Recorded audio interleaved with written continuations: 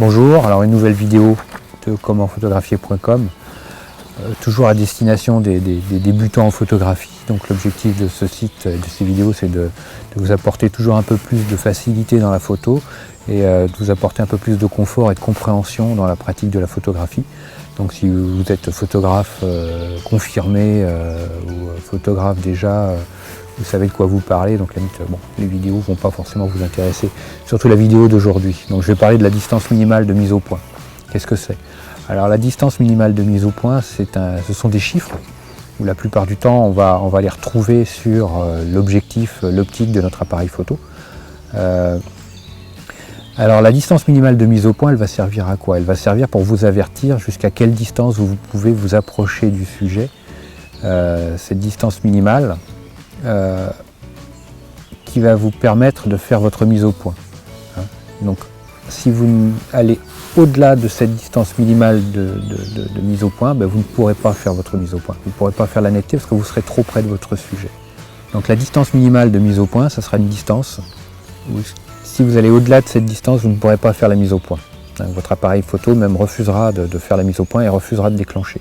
Donc veillez bien à être toujours à la limite, si vous voulez vous rapprocher au maximum de votre sujet, à la limite de cette distance minimale de mise au point. Faites bien attention à ça. La distance minimale de mise au point va dépendre de différents critères. Elle va dépendre de la focale. Plus vous avez un objectif à grande focale, plus votre distance minimale de mise au point sera grande. Par exemple, vous voyez les 200 mm, les 400 mm, les 300 mm, vous allez avoir une distance minimale de mise au point qui sera beaucoup plus longue que si vous aviez par exemple une optique courte, un 50 mm. À 50 mm, vous allez avoir une distance minimale de mise au point qui sera plus courte. Après, il y a les optiques macro.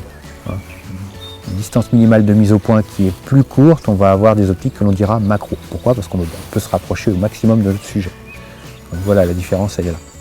Après, on va éventuellement avoir des télés, des 100 mm macro, on pourra se rapprocher, mais on va se rapprocher du sujet par la focale, parce qu'on va pouvoir grossir au maximum encore plus notre sujet. Donc cette distance minimale de mise au point, elle est à respecter, parce que beaucoup d'entre vous m'ont posé des questions en disant comment ça se fait l'appareil photo, je veux faire des photos près du sujet et puis l'appareil photo ne veut pas prendre la photo. L'appareil photo ne veut pas prendre la photo parce que vous êtes trop près du sujet. Donc regardez sur votre objectif les distances qui sont données. Souvent il y a deux distances, si vous avez un zoom, il y a deux distances qui sont données. Elles sont données en mètres ou en pieds, ça c'est des données anglo-saxonnes. Donc faites bien attention à ça. Et regardez en fonction de la focale utilisée, à quelle distance vous pouvez vous mettre au minimum. Et faites attention à ça. Et si jamais vous êtes près du sujet et que vous voulez faire une photo que l'appareil ne veut pas, reculez légèrement de votre sujet jusqu'à ce que l'autofocus se remette en route. Et là vous savez que vous êtes dans la bonne zone, vous êtes sorti de la zone minimale de mise au point. Donc voilà. Merci à vous, et puis je vous dis à très vite sur commentphotographier.com.